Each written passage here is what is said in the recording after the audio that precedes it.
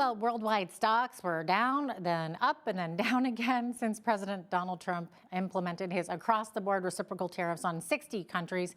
Now, the White House phone won't stop ringing from world leaders, and we've got protests happening across the states. Here to chat about it all is Foreign Affairs correspondent Lisa Daftari of the Foreign Desk, joining me from Los Angeles. Lisa, hello. Thanks for having me. Of course. Okay, so Lisa, U.S. stocks are swinging Monday following a manic morning where indexes plunged, soared, and then sank again as Wall Street tossed around a false rumor about President Donald Trump's plan for his trade war. I had heard that he was putting a 90-day pause on all tariffs, but then it ended up not being true. So was that the rumor that we're talking about, Lisa? Yeah, so everyone woke up expecting and then seeing Yeah. the proof in the pudding in the sense that we're going to have a Bloody Monday, Black Monday, so many names to call it, that in reaction to the tariffs, we were going to see plunging numbers around the world, but obviously everyone focused on the American Stock Exchange. That, and then, with these rumors swirling around, it went up and down and up and down. And again, as you pointed out, this was a rumor about a 90-day pause that has been suggested to Donald Trump, saying, wait a minute, yes, in theory, perhaps your idea, and you can go back to your idea, but let's take a pause so that we don't just create utter chaos across the, economic, global community.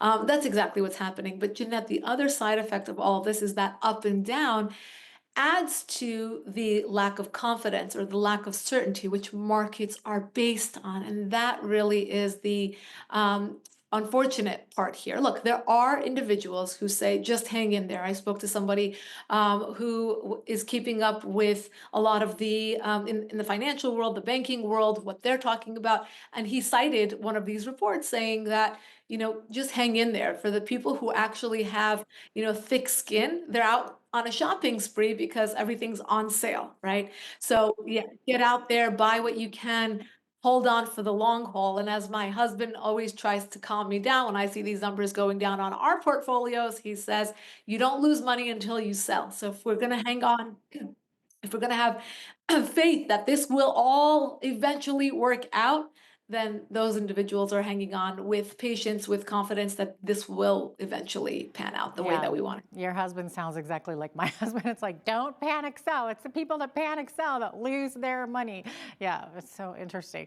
Now, Lisa, speaking of the trade war and tariffs, over 50 of the 60 countries hit with these duties have now reached out to the White House to negotiate with the president. So do you think that he's willing to negotiate with some of them, or is he playing hardball here? No, it depends on the country, but I think, look, the White House is looking at this as a win. The fact that these countries, because of these tariffs, are now coming back and saying, let's have a conversation is partially a win because that's what we want to do. We want to be like, hey, wait a minute, we're blowing the whistle. We want to have a conversation. This needs to be corrected.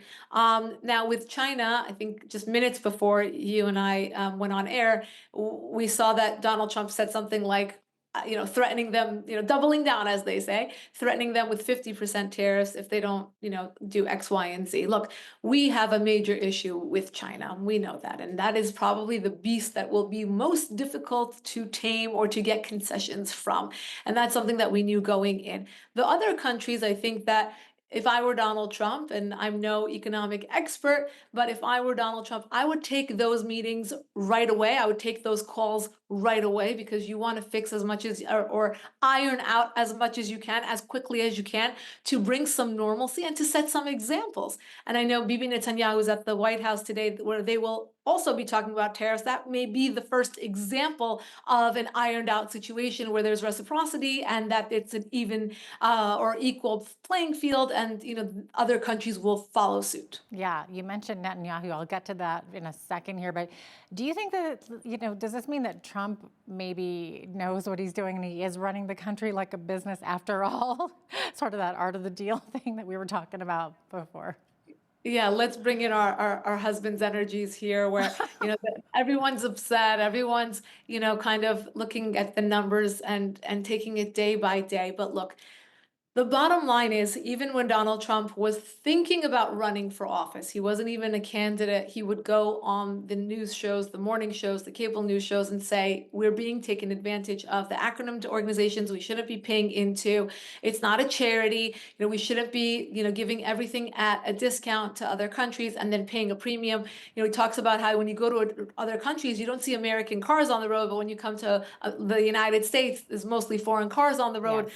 You can argue it's because we don't have the best cars, but we'll leave that argument for another day. What ends up, what we're talking about here is two different things. Number one, day by day, obviously in the short and medium perhaps terms, there will be a lot of loss. There will be a lot of global chaos in terms of the markets.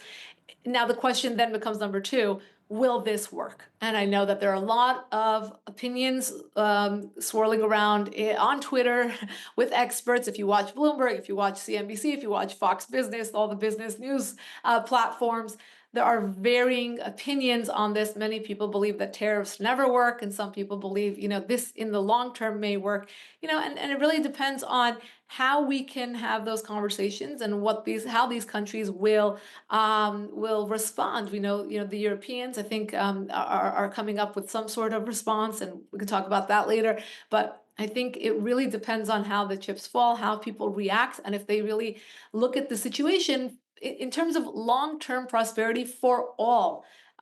Will they look at it that way, or will they look at this, orange Cheeto man as being a bully who's trying to strong arm everyone? It really does depend on how these other countries react. Oh boy. And one of those countries reacting, of course, we mentioned Israel. So Israeli Prime Minister Benjamin Netanyahu will meet with Donald Trump at the White House today, Monday. And Lisa, there's a lot going on here. It's a very critical meeting that could include discussions about Gaza hostages, Iran, and tariff relief, right? Right. There's a lot to talk about. And in the midst of, the United States and Israel under a Donald Trump presidency being lock and step in terms of getting the hostages back, the United States helping with that, the negotiations, really the United States supporting Israel, much more, in a more transparent and full-hearted way, than we saw with the Biden administration, giving them the weapons that they need to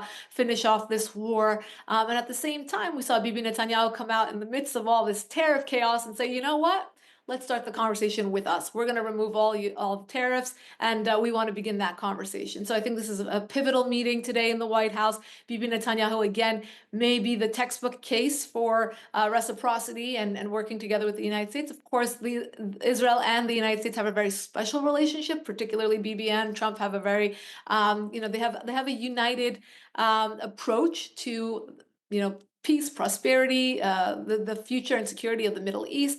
And now you can add tariffs to the list. So I think it'll be a very, very important meeting. And also, I think there will be talk about the future of dealing with the Islamic regime in Iran and how they're going to do that together. As we know, there has been a lot of back and forth between Donald Trump inviting the mullahs, the regime in Iran, to the negotiating table to strike another nuclear deal. The mullahs said no.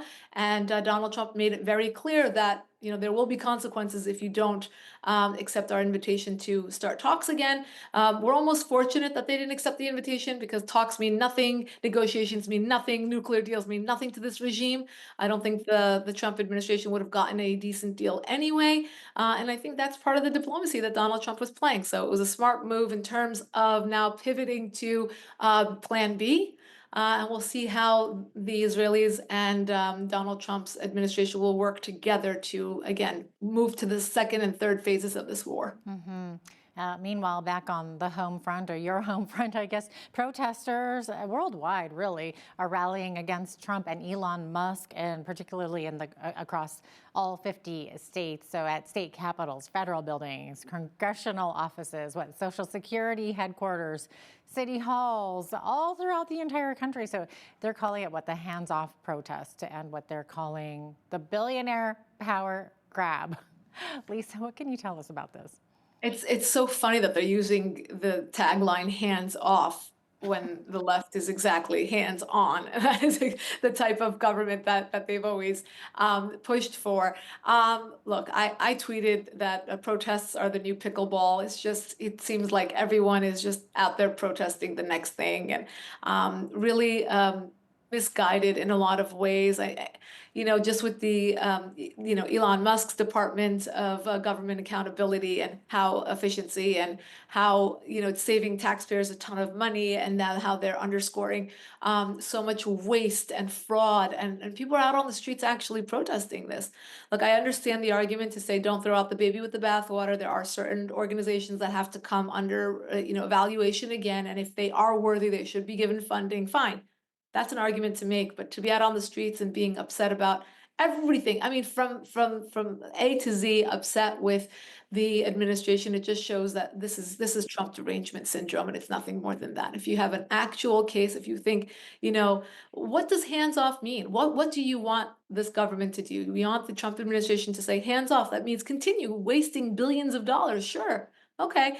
Who's benefiting other than the fraudsters that are, getting the checks and getting the funding, and really, again, taxpayer money. So, it really, I wish they would take a second to just put things into perspective and understand what they're doing, but they don't. This is really low level protests. We got to talk a little bit about Russia here and Ukraine. So, after a 2-day gathering of NATO ministers in Brussels, it looks like Secretary of State Marco Rubio said the U.S. is losing patience with Russia. And it sounds like the U.S. is questioning whether Russia is serious about striking a peace deal with Ukraine. So, what are your thoughts, Lisa? Yeah, I'm glad Marco Rubio stepped up, and I think he's a very competent Secretary of State. He understands the nuances here, and he's calling, Putin out. He says, you're basically playing out the clock. We're not going to just continue having talks about talks, and we need to see some sort of action. And this is in response to additional strikes on Ukraine from Russia over the last couple of days. And Marco Rubio, he said, we're going to find out within days or weeks, not months, if this is going to continue going forward. So I do think they're going to give Putin some sort of deadline, some sort of ultimatum to get things going on these talks. We had, a lot of optimism from the Trump administration regarding some sort of ceasefire, some sort of cooperation by Russia. The Ukrainians have to, cooperate, because I think, they're not the ones in a position of power at this moment. And the United States wants, Ukraine to just sit down and say, yes, sir. Well, then we need to get Russia to the table too. And I think that level of optimism kind of went quicker than we could get Putin to agree. So now Marco Rubio is calling him out and saying, you know what, enough is enough. Let's see what you got. If you're serious about this, then you got to step up. Lisa, it looks like we have almost about a minute left here, but we did talk a little bit about Israel and Gaza before, but it looks like Hamas has revised its casualty figures from the Gaza war, revealing that 72% of those killed were males aged 13 to 55, and the numbers actually contradict their earlier claims that most of them were women and children. With, 13 years of age is still a child, obviously, but what do you know about this, Lisa? Yeah, look, this is something that many of us who have been following this war and covering the Middle East and covering terror organizations knew. This is their handbook, this is their playbook. All these mainstream media outlets, all these NGOs, even the White House under the Biden administration was quoting the Gaza Ministry of Health with their death toll numbers without really qualifying what that number was. And we knew that it was inflated. We knew that it was misconstrued, and it wasn't mostly women and children the way that they wanted the world to believe. But you know what, Jeanette? Thank you for covering this, because most mainstream media outlets won't go back and correct themselves. They won't go back and say this is the case. But what happened? Instead, you got a whole generation of TikTokers, college students, people on social media, people on college campuses, average people protesting on the streets of London and New York and Los Angeles and other places, Toronto, Montreal being some of the worst. And what happened? Those people are not going to get off the streets. They're not going to get educated. They don't even care about the facts. They just have a feeling, and that feeling is anti-Semitism. That feeling is Jew hatred, and it was fueled and propelled by these false and fake numbers, by doctored reports. Now, I want to stop for a moment and say, is there a death toll? Absolutely. Is there death and devastation? Absolutely. Are there people who actually are bloodied and have lost limbs? Absolutely. But we do know that there is a lot of propaganda as well. And I want to remind people that we are dealing with a terrorist organization, and then we are quoting that same terrorist organization in our news reports. We're quoting them at the UN. We're quoting them wherever we want to make a case. But the real advocacy for the Palestinian people would be to get rid of Hamas as their leading government. To really want a future for them, you have to rid them of terrorism. You have to have mothers want life, not death for their children, not want martyrdom for their children. And that's the way forward. And you know what? I think thank you so much for making a correction on this and really reporting on the fact that this number was corrected. And I hope others follow suit as well. Lisa Daftari of the Foreign Desk, thanks so much for joining me today. Thank you.